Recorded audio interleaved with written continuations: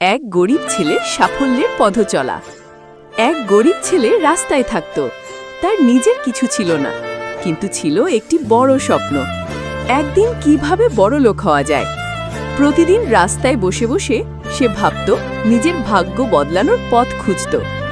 একদিন রাস্তার ধারে বসে থাকতে থাকতে সে মাটিতে পড়ে থাকা 10 টাকা দেখতে পেল।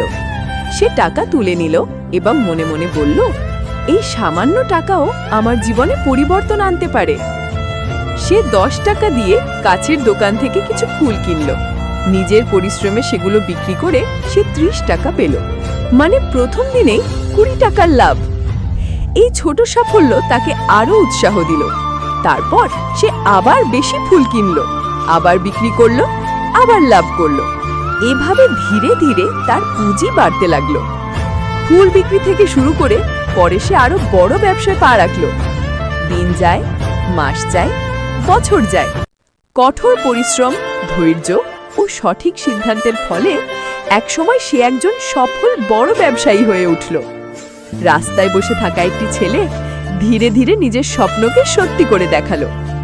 এই গল্প থেকে আমরা শিক্ষা পাই, সঠিক সিদ্ধান্ত, নিয়মিত পরিশ্রম এবং সামান্য সুযোগ, এই 3টি জিনিস মানুষকে খুব বড় জায়গায় পৌঁছে দিতে পারে। এমন ভিডিও পেতে চ্যানেলটি সাবস্ক্রাইব করুন।